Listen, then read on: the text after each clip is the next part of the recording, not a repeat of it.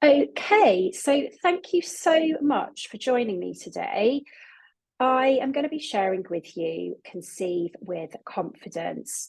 Now, I hope you're ready to start to take charge of your fertility journey. And, hopefully I can kind of get to know a little bit more about you as we go on as well. But maybe start off with telling me where you're tuning in from today. I think a lot of people that follow me on Instagram are based in London or a Hertfordshire based, because I'm in Hertfordshire. So yeah, if you feel free to kind of share that info with me, because it's always nice for you guys to kind of chat with each other as well and support each other. So let's get started then. So today we're going to be talking through my 3 pillars to conceive with confidence. You're going to get an insight into how fertility nutrition can help you. I'm going to share some really easy to implement swaps as well that you can just take away and start doing from today. And I'm going to be busting 3 common fertility myths as well, because believe me, I know it's so confusing and Google is so tempting and you can find anything on there and it gets really confusing. So I'm going to be busting some myths with you today. And please stick with me till the end. I'm going to try and keep this to 45 minutes or less. I've got something very, very exciting to share with you. So a little bit about me. I'm a registered nutritional therapist. I predominantly work online, but I have a lovely wellness clinic space that I work out of in the heart of Notting Hill in London. It's called Cloud 12. It's open to the public. It's private members for their kids club, but it's an amazing space with like lovely treatments like facials and things that are open to the public as well. So do go and check it out. I specialize in hormone balance. So I have a lot of clients that come to me, not necessarily fertility focused, but they want to support things like PCOS, amenorrhea, so absent periods, irregular cycles. Maybe they've got some gut health stuff kind of going on alongside that. And I have also been supporting fertility nutrition, from pretty much the get-go, to be honest, because I found a lot of people kind of coming to me with cycle irregularities, which were then obviously impacting them in terms of how to conceive. So I'd say for the last 4 years, I've been supporting fertility nutrition. I also am a certified practitioner with the Fertility Nutrition Centre. So I had to do a 12-month mentorship and additional training to become certified. And I did that actually in 2021, and I've been part of the FNC since 2022. So we're at the fertility show every year. So if it's something that you're looking to come to this year, then come and say hi. I've also been featured in lots of various press, whether it's supplement companies, Equi, I do write some content for them, and some magazines and things as well. Right, this might resonate with a few of you. Does it? Pop it in the chat box. And hi, I can see some people are kind of checking in from London. So you Google everything, but you're still super confused and you don't know where to turn next. Is this you?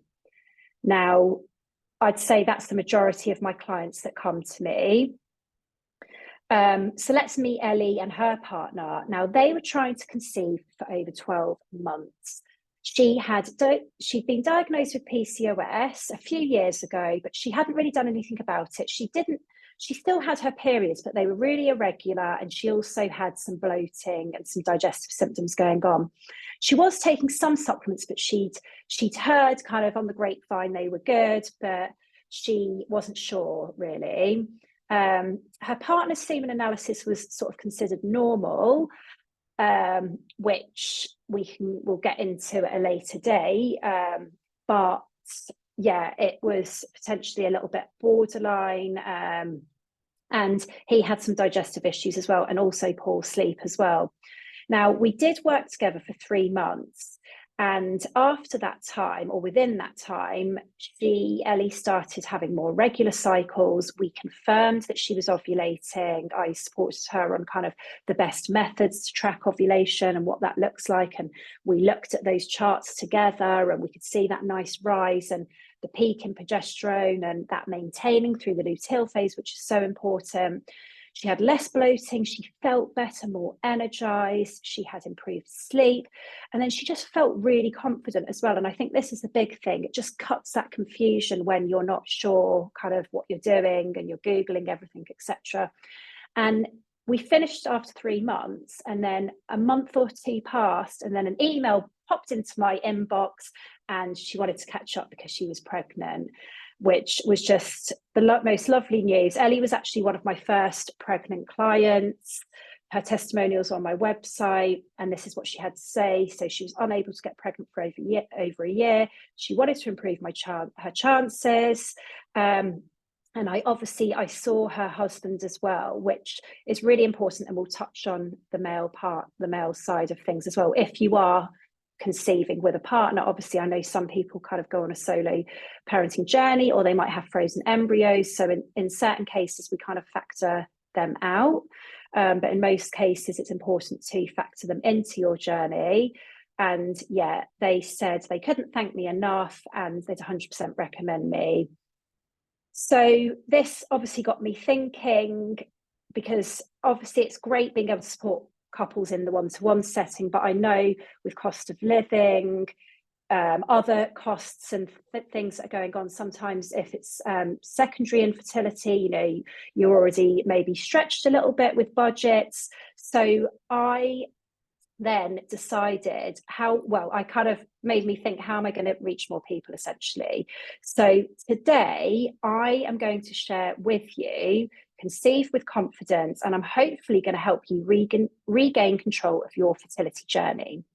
So today we're going to be covering these 3 pillars to conceive with confidence. And you might have seen people have like 9 steps to pregnancy and 20 pillars or something ridiculous, but I really want to simplify this for you because it shouldn't be complicated.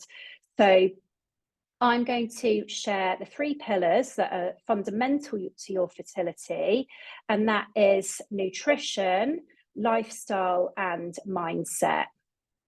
So let's get started. Nutrition. Now, everything that we do is backed up by scientific evidence. So a lot of it is rooted in kind of things that we used to do as well, which I quite like, but I will just caveat it to say that there's a huge body of evidence to support nutrition and diet and lifestyle and all the factors that we're going to be talking about today in relation to fertility. We know we have better outcomes in terms of live pregnancies, better semen quality in men also. So on both sides, it's equally important. And in relation to the diet specifically, it's the Mediterranean diet, which improves outcomes. Now, a lot of the studies are around IVF because that's where we sort of typically get groups of people together to be able to monitor and test and tweak. So that's kind of why a lot of the studies are regarding IVF, but no less, whether IVF is your journey or not, it's still up there as the best diet to follow in terms of supporting your fertility. Now, what does this look like? So I'm going to share with you the Mediterranean diet pyramid. Now, this is the official diet pyramid. So I'll talk you through it. So essentially, the foundation of it is very social. It's kind of eating together, eating as a family, cooking together, home cooked foods. Obviously, that entails like prepping and planning your meals, etc. But its foundation really is on that social aspect. Then we can see at the bottom here, we've got lots of vegetables and some fruits, and we've got things like olive oil and whole grains. Now, predominantly, it's a plant-based diet, and I think this is the biggest thing that people sort of need to change when following sort of the typical Western diet. So where we might think of, you know, our protein source and then have a couple of veg on the side, actually half the plate essentially is vegetables. And what we're talking about here is lots of colour, and that gives us all of the different antioxidants. So more than 2 servings of vegetables per meal, 1 to 2 servings of fruit per meal, or it might be you have a couple of portions in the morning, if that's how you go about things. You don't necessarily need to have up to like 6 portions of fruit a day. As we go through this, I'll kind of explain, because there are some variations. Whole grains to keep blood sugar levels balanced instead of white carbohydrates, healthy fats. So obviously nuts and seeds every day, olive oil.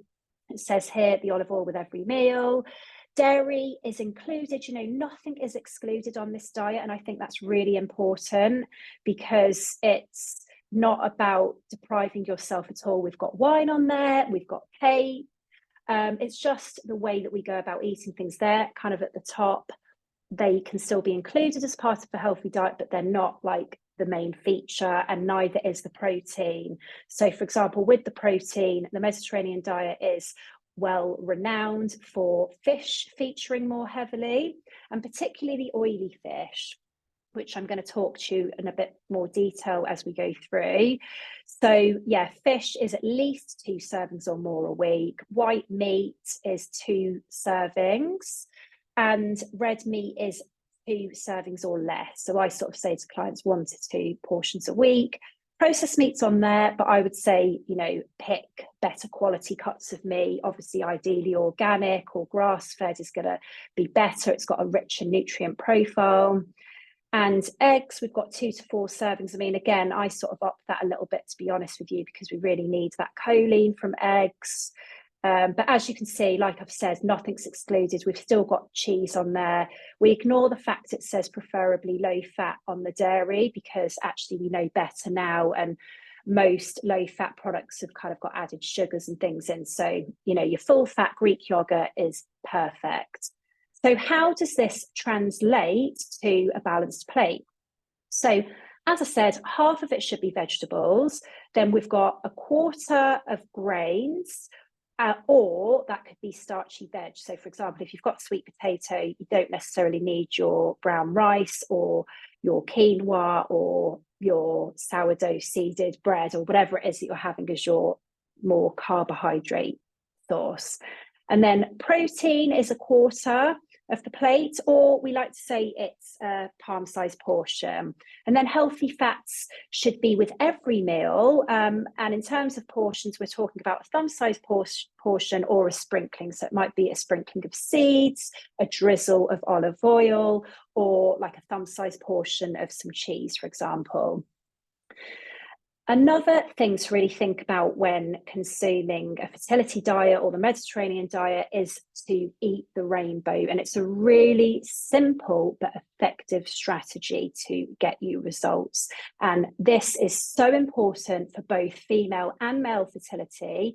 Now, when we're talking about antioxidants, people are often like, oh, what are they? It sounds quite fancy. It sounds like it might be a superfood or something expensive. It's basically vitamins and minerals which have antioxidant properties, beneficial properties in them that support everything from the mitochondrial health in our eggs and our sperm to our energy levels, our energy production, and just cellular function essentially at that minute level. So everything that we eat has such a huge impact. Now, getting these colours in will mean that you're getting lots of folate from your greens, which is vitamin B9, or you might have heard of folic acid, which is actually the synthetic form of folate, and we'll touch on that a little bit more as we go through. This supports your hormones, detox, and also energy metabolism. And they also contain other nutrients as well, which is why you never just want to rely on your supplements for things like folate, because when we're eating things in food form, it comes with added benefits. So we've obviously got iron, vitamin C, vitamin K in the greens. Purples are rich in vitamin C. The anthocyanins in them, which gives them their purple colour, support egg and sperm DNA. They're anti-inflammatory. And things like beetroot is really good actually to support blood flow. And when we're thinking about blood flow in the fertility side of things, we're thinking about that lovely blood flow to the uterus basically and the testes, because if you're not like getting that blood flowing to those areas, how are you going to get those nutrients in? So getting some beetroot in, lots of purples, aubergine, berries, etc. Reds are rich, well, tomatoes and watermelons specifically are rich in lycopene, particularly when they've been cooked with regards to tomatoes. So tomatoes contain more lycopene when they have been cooked. It really releases that antioxidant, which is proven to support sperm quality and other semen parameters as well. So get your partners to have lots of, if they don't like tomatoes raw, just lots of cooked tomatoes, passata, chopped tomatoes into various different dishes. And then, yeah, yellows and oranges. So orange foods typically contain beta carotene, which is one of the forms of vitamin A. Now, this is really helpful to support egg and sperm quality and production. They also tend to include vitamin C and folate as well. So like I said, lots of benefits from eating the rainbow.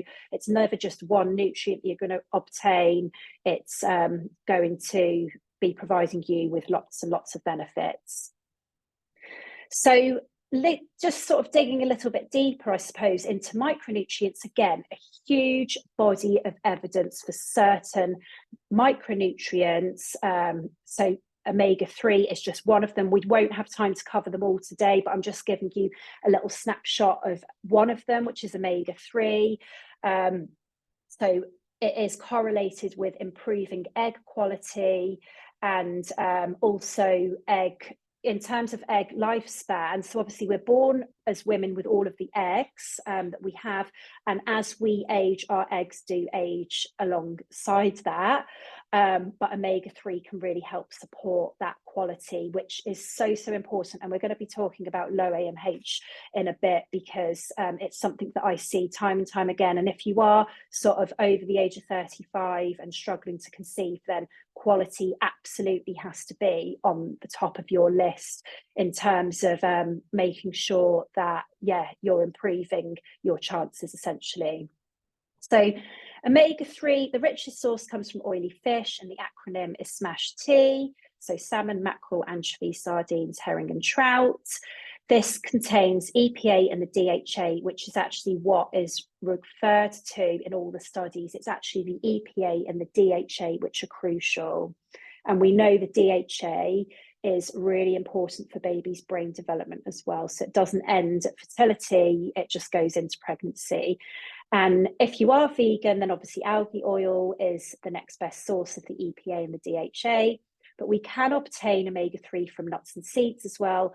But these are all in ALA form, which we then have to convert in the body to the EPA and the DHA, and the levels are a lot lower. So if you are on a plant-based diet, you do need to consider the algae oil as an alternative option. Sometimes I have, you know, vegetarian clients and they're willing to take a fish oil if it means their levels are going to be more optimal.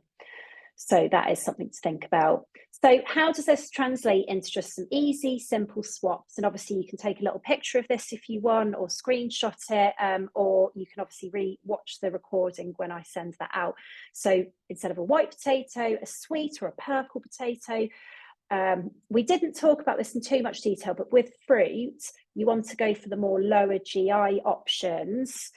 Doesn't mean not to say to have pineapple, but you might want to kind of always make sure, be a bit more rigid with pairing that with some protein and fat. So it might be pineapple with some Greek yogurt, but pineapple for berries would be a nice one.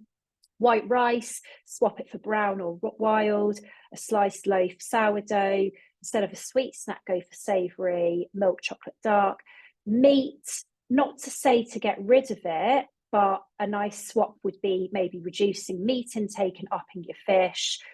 Instead of tinned tuna, go for the tinned salmon or sardines. They're so affordable and they're so good for you, really rich in that omega-3. Instead of oat milk, which can really spike those blood sugar levels. Go for almond milk. There is a little bit more protein in it, albeit not a huge amount, but it's still going to be a better option. Make sure with all your dairy, so whether it's milk or yogurt, cheese, do go for organic. Obviously, things like feta are quite abundant on the Mediterranean diet, so that's a really nice option, and the Greek yogurt as well. And then instead of going for non-organic, try to go for more organic. And we're going to get onto this in a little bit more detail, so bear with me. So just a reminder, 50% of the DNA of the baby comes from the sperm and 50% comes from the oocyte or the egg.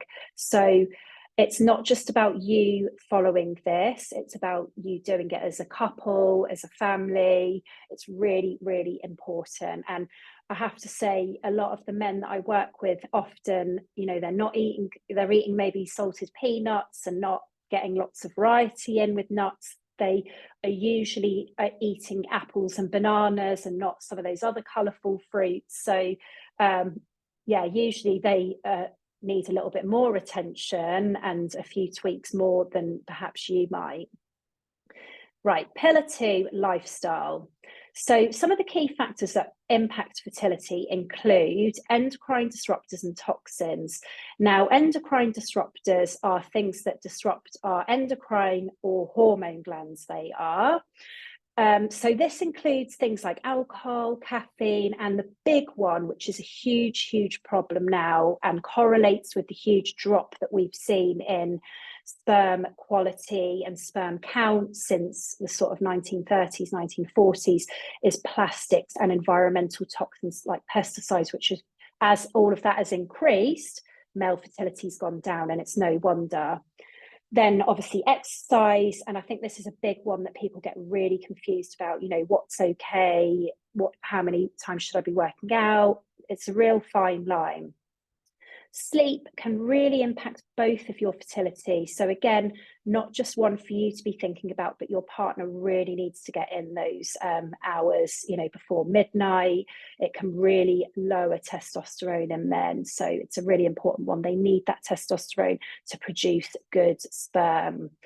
Stress, we know it has a knock-on effect on our hormone levels. And I know certainly myself, my periods are quite sensitive to stress, so it might be something that you've struggled with, but it's really important to kind of manage stress. And it is very frustrating when people say to you, just relax and you'll get pregnant, because it's not true. But there is some evidence, well, there's a lot of evidence, that cortisol itself, the stress hormone, has a huge knock-on effect on our hormone levels. So from that perspective, relaxing and reducing your stress and anything that's kind of in your life that's adding to your stress load, because we can't get rid of it. It's just a part of life today. It's also how we manage it. So putting some really effective tools in place to help you manage that is the way we approach that. Now, we're not going to have time to go through all of these today because there's quite a lot involved in all of that, but bear with me till the end because this is something that we come back to. But what I am going to talk to you about today is the first section. So alcohol and caffeine. Now, with both of these, it's actually really important to kind of choose quality over quantity. So organic coffee, for example, when it comes to alcohol, again, organic or biodynamic, mold free with coffee, that is. Now, grapes are highly sprayed, so you really want to be avoiding those pesticides and choosing the organic options.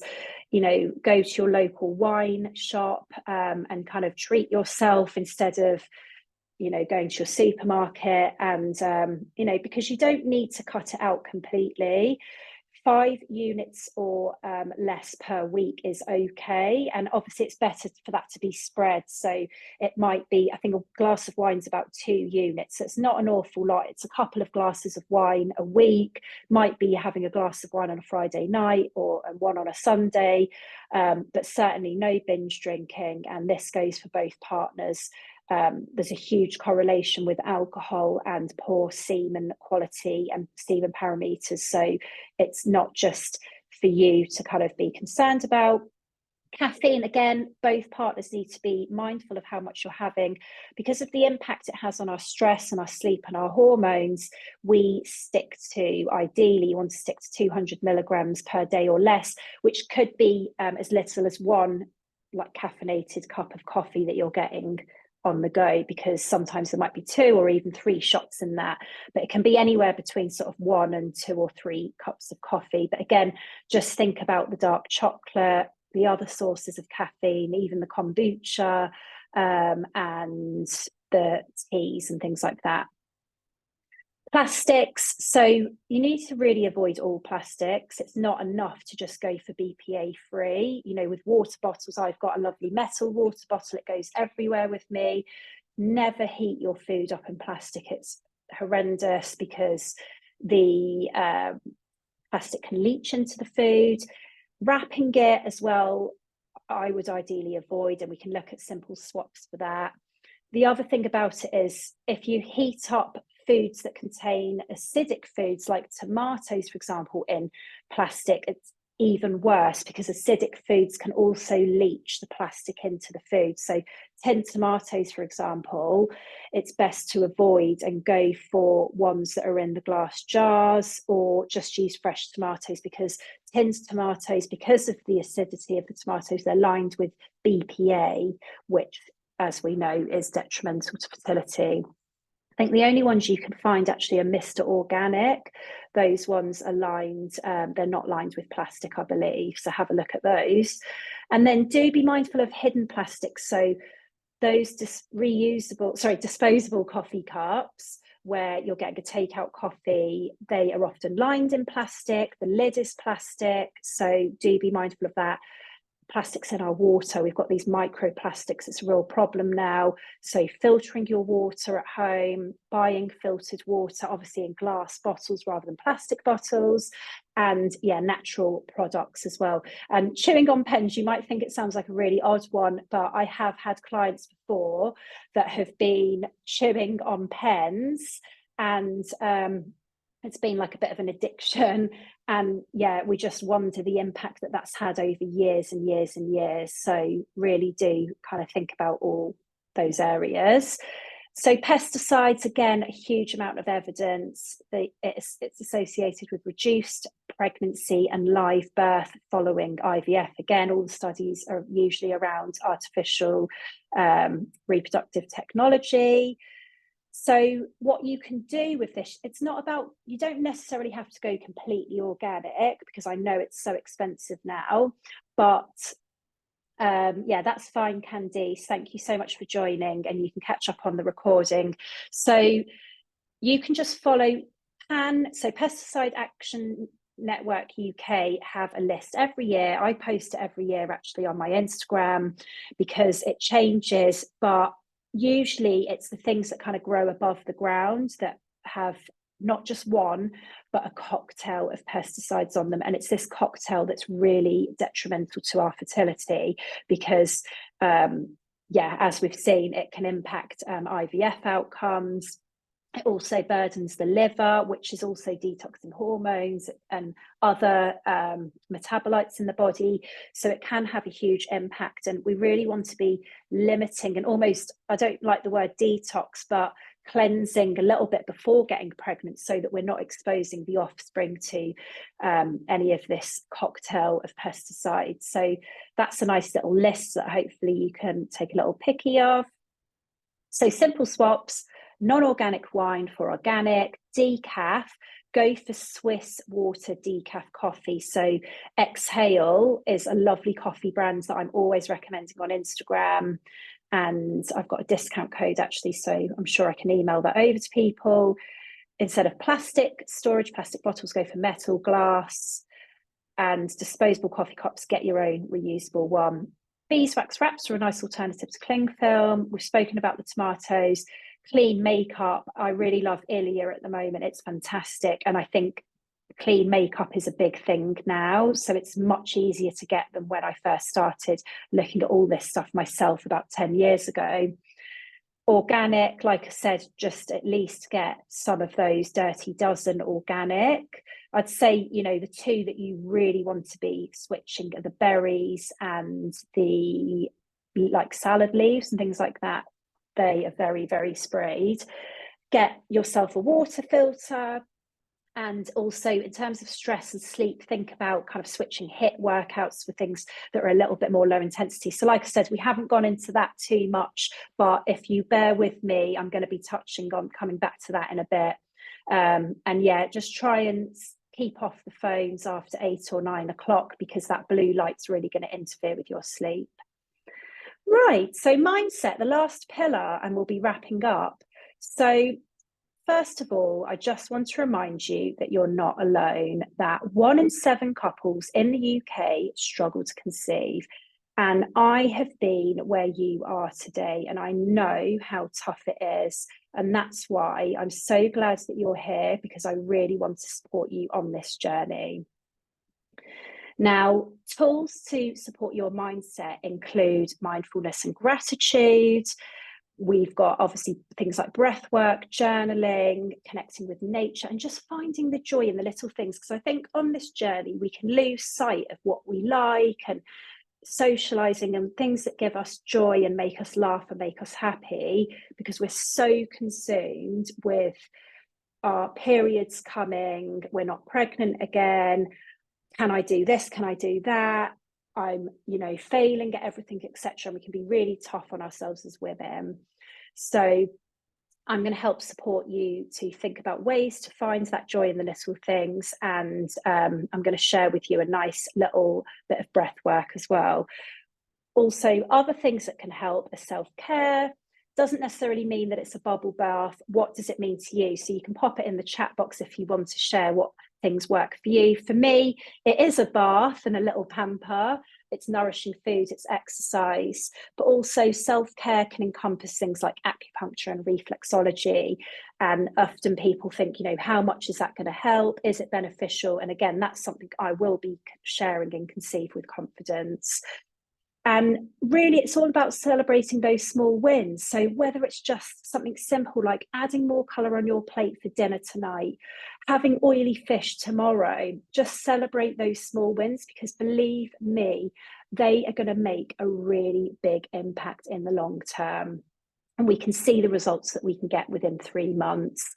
So yeah, in terms of celebrating the small wins, my group program is going to be doing that, because you're going to be in a community with like-minded women, all celebrating your small wins and supporting each other.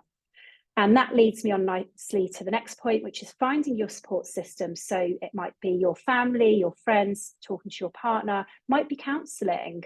I've had some counselling, and I think everyone would benefit from it for whatever reason in your life at some point. And, you know, it's probably at a greater need during your fertility journey. So never overlook kind of seeking outside help and asking for help from people.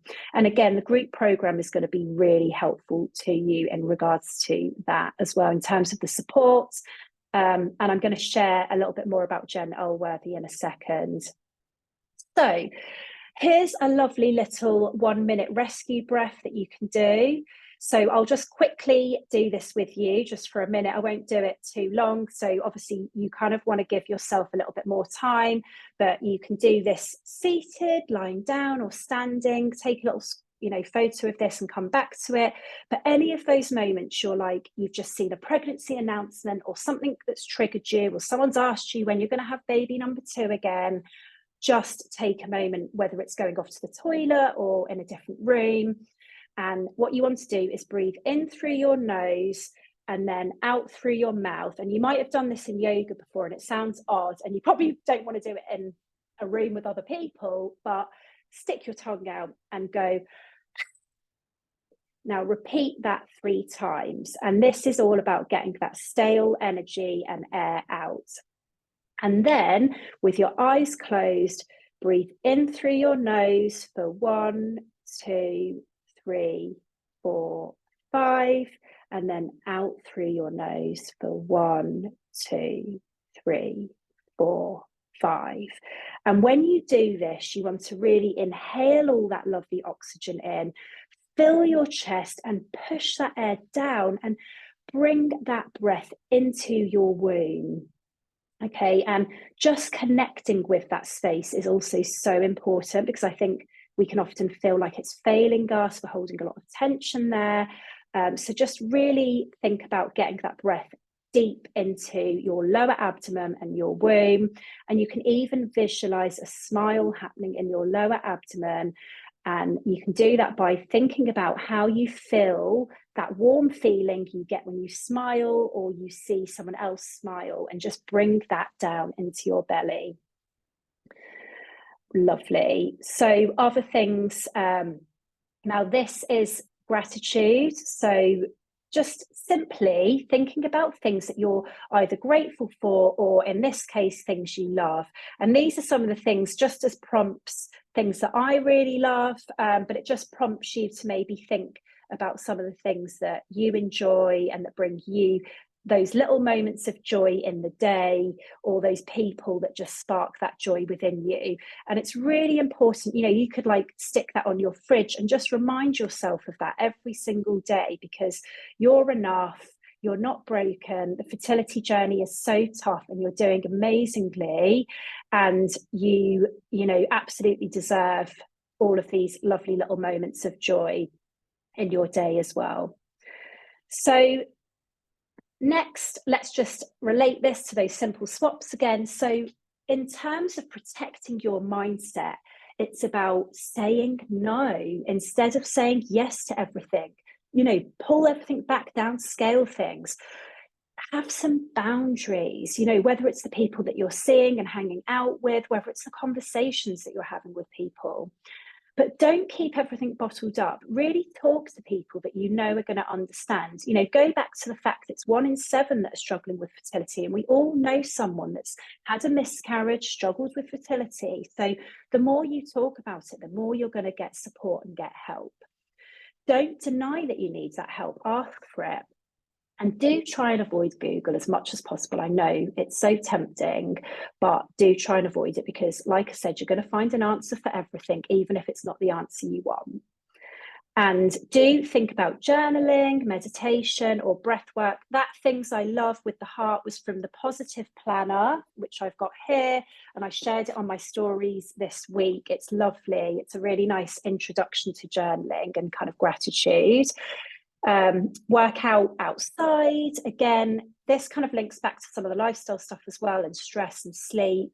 But also, we know that being out in nature really can support stress and anxiety. It's so nourishing for your body and your circadian rhythm. Make self-care a priority, whatever that means to you, whether it is the bubble bath or it's some acupuncture. Really prioritize that, and don't do it on your own. Get the right support.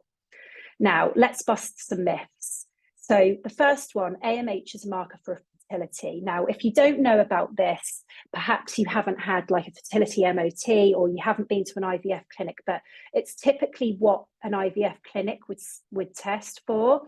It stands for anti-Müllerian hormone, and it's a marker for our ovarian reserve. However, it's absolutely not a marker for fertility. As we age, AMH declines, but it doesn't mean that you cannot get pregnant naturally. I've had clients that have been turned away by IVF clinics because they've got a low AMH. In fact, one of them I'm seeing on Thursday, and she's now pregnant naturally with a low AMH. So it's no marker for fertility. It really scaremongers people into thinking, I've got to start IVF tomorrow, which you really don't want to do without preparing your body for at least 3 months. So please don't be scared about a low AMH level. It's something that we can work on. And like I said earlier, it's all about supporting your egg quality. The only supplement I need is folic acid. Now, again, this is quite confusing, because even some better supplements like Wild Nutrition say folic acid on their ingredients list, when actually it's a food form supplement by Wild Nutrition, and it is actually folate. But most people know folic acid when they're trying to conceive. It's the synthetic form of vitamin B9, which is folate. And the problem with only taking folic acid is that up to about 60% of the population cannot convert the synthetic form, i.e. folic acid, into folate. So what you really need to be doing is making sure that you're on a methylated form of folate, which will be in any good supplement, any good prenatal. In fact, I would say even the leading high street one, I think recently, I won't mention any brand names, but I think they've even changed to a methylated form of folate. But do ask in the health food shop or wherever you're buying it from, ask the company and they can just provide you with the answers on this, because it's really important. And like we spoke about eating the rainbow, we actually in most supplements only get 400 micrograms. We need an awful lot more to support our fertility. That's just the minimum amount, or that's what's needed to reduce the risk of neural tube defects. So we need to actually make sure we're obtaining this from all those dark green leafy veg in the diet. IVF is the only option if we haven't conceived naturally within 12 months. Absolutely not. I would want to know, what have you been doing in the last 12 months? What tests have you had done? You know, I'll often see couples and their GPs run a few tests, but they've missed off some really crucial markers which are implicated in fertility. So sometimes it is just a few little tweaks and changes that we've made and some recommendations around blood tests. You don't necessarily need to jump ahead to IVF. Most people do conceive naturally within 12 months, but still, you know, there's still 1 in 7 that haven't. And this is where we need to get to the root cause of what's going on, whether it's some testing and just kind of leaving no stone unturned. So it's not the only option. And the other problem with jumping to IVF is that there's this huge area in between of investigation that the IVF clinics won't offer you. They'll run some basic bloods, they'll check your AMH, and then they'll get you started on an IVF program. And like I said, you don't want to be jumping into that without doing at least 3 months of preparatory work and a little bit of investigation. So meet Zara and her partner. They were trying for 3 years. They had 2 miscarriages. She had some weight gain because of the impact of the miscarriages, and her partner's semen analysis was normal, but he was turning 40. So we work, you know, it's a myth that male fertility doesn't drop off a cliff. It doesn't drop off a cliff, but it does decline. So they had a lot of stuff going on. We supported her gut health, her vaginal microbiome. He was one of those skipping breakfast, sandwich for lunch, not much fruit, not much nuts. We made quite significant changes to his diet as well as hers. And basically they felt really supported, and we were literally 2.5 months into their package and they got pregnant, and they've had a healthy boy in January of 2022, and they've now got back in contact with me to try again. So Zara said, and this is actually on my Google review, so it's a huge essay, so feel free to go and read it. But she couldn't believe it. Before the 3 months of working together were up, she had the positive pregnancy test. They were over the moon, and I went above and beyond, and I exceeded all expectations. Right, so we're wrapping up now. So option 1, you take it from here. You've got some nice info from me today. So hopefully that will help you in your journey, but there's a lot of questions that remain unanswered.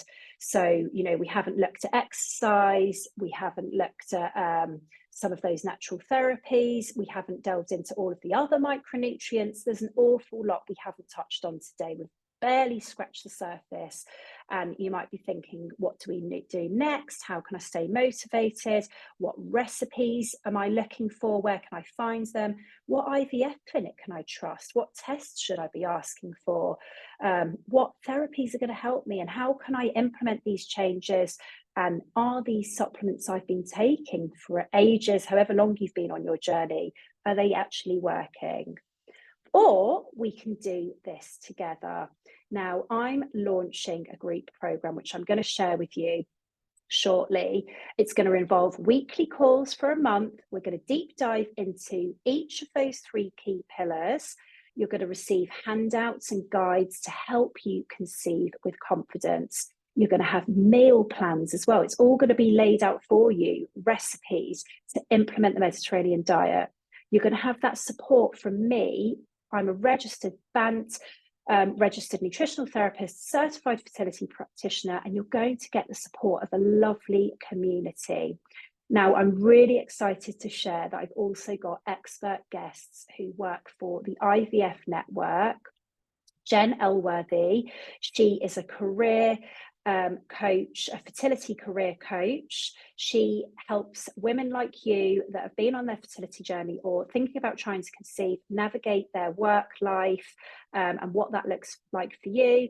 And Alex Taylor is going to be doing a live fertility yoga class for us as well one evening, which is going to be lovely. And I'm so excited about that. She supported me while I was going through IVF. Just lastly, the men are welcome to join this as well. And I have to say, it's the men that really do get stuck in. They say they feel more energized, like they're the ones that have more of a transformation, because often I find the women are already doing a few of these things. So Richard, he was 38 at the time. He said, I had a wealth of knowledge about nutrition and even keener interest in fertility or understanding of fertility nutrition. And I've been instrumental in getting to them to the point they are, that they've been successful in their journey. And I'm actually meeting their little baby in a couple of weeks, which will be just lovely.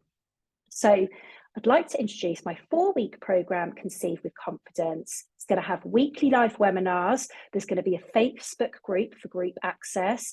If you can't attend the lives, there's going to be recordings. We're going to have expert support from Jen Elworthy, a free fertility yoga class, handouts and meal plans, and group support and motivation.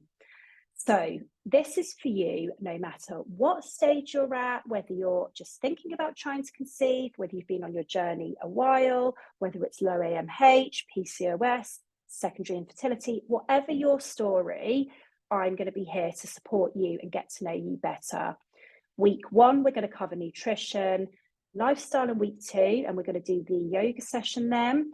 We're going to have mindset with Jen Elworthy. So I'm going to talk you through more tools to support you on this journey. And then we're going to get Jen Elworthy in to discuss fertility in the workplace.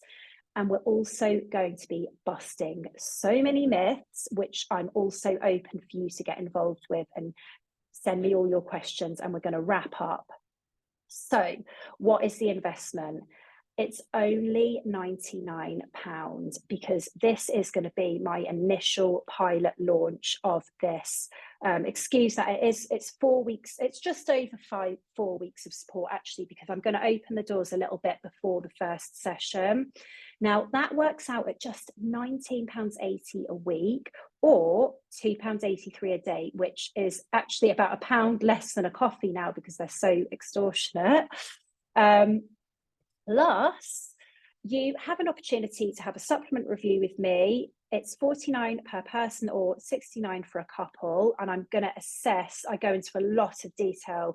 Everyone's different. I need to check your medical notes, your interactions, any medication you're on, etc. So any drug nutrient interactions, and your case history as well, because you know, if there's low AMH or PCOS, we deal with that quite differently. And I'm really excited to share that Bare Biology have kindly gifted us a 3 months supply of their Life and Soul Omega-3. So anyone that signs up to the group program, you'll all be entered in a draw, and one of you is going to win 3 months. So how to sign up? There's a link. You can either take a screenshot of that, or I'll pop it on my email, and I'm also going to be posting about this on Instagram. Now the doors close just before Easter, so that's Thursday the 28th of April, which is basically a week on Thursday. And then we're going to start with the first live call week commencing 8th of April. But you're going to, if you do join, you can have access from the 2nd of April. So just as we finish Easter, you can kind of get Easter out of the way and all the busyness that entails, and then boom, we can get started. So I'm really excited to share this with you. Let's just wrap up with questions at the end. So someone's asked, what is your opinion on mock meat alternatives? Now, unfortunately, they're quite highly processed. So I would just always look on the ingredients. list basically and see what's in there. I was actually talking to a group of mums today, and one of them asked about soy protein and corn. Clear Spring have a really nice soy organic protein, so that's probably the one that I would point you towards. But yeah, generally speaking, they're not great for us, if I'm perfectly honest. And then another question actually came up in my inbox, and so I'm just looking at my phone. It was, what was your opinion on continuing supplements after embryo transfer? Yes, absolutely. After embryo transfer, you need to be continuing whatever you were taking. But again, if you do join, I'd love to get you onto the supplement review, because there are some additional considerations post embryo transfer, such as you could be potentially pregnant, so we do need to make a few tweaks and changes. And then it was also regarding eating fermented foods after embryo transfer. I would probably avoid in the 2-week wait, just because, and there's certain foods, making sure you're washing all your fruit and your vegetables and bags of salad. Anything that carries a risk of infection during the 2-week wait, I would not have. But after that, if you've got a positive pregnancy test, yeah, fermented food's amazing, because it's really going to support your gut microbiome. And we know that gut microbiome is going to be passed on to your baby. So really, really important to continue that. But yeah, like I said, I'd love you to book in a supplement review with me. So another question, are there any specific prenatal supplements you recommend? There are so many different ones, it's hard to know which are good and better than others. I'd need to know more in terms of your case history, so I can't recommend specific products, but in terms of brands to look at, I can kind of get around that a little bit, because I am bound by my professional body, which is why I've offered the supplement review, because I need to know your case history. But in terms of brands, I'm a huge fan of Equi London. They've got a pregnancy formula. I'm a huge fan of Wild Nutrition, and there's some other brands like BioCare and Inessa, which are also really nice. Are soy and soya sauce, soya milk, good for reproductive health? Not necessarily good for reproductive health per se. Like, I wouldn't say you need to be eating a load of soy to support fertility, but I don't think you need to be avoiding them if you're concerned about that. So yeah, but again, like with other things that we've spoken about today, it's all about quality over quantity. So just check the ingredients on things and be guided by that. But if you do join the group program, I'm going to be giving you lists of like products that you can go out and buy. You're going to get loads of resources. So any of that sort of those questions and things that you're not sure about, you will have all of the answers to.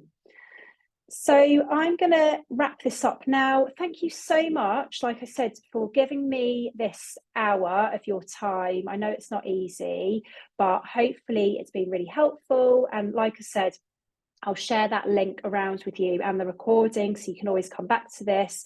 But yeah, please do sign up and don't wait, because there are limited spots. I don't want to take on too many people, because like I said, it's a pilot launch and I really want to give you the best support that I can. So yeah, like I said, thank you so much, and drop me an email if you've got any further questions. Take care and have a lovely rest of your day.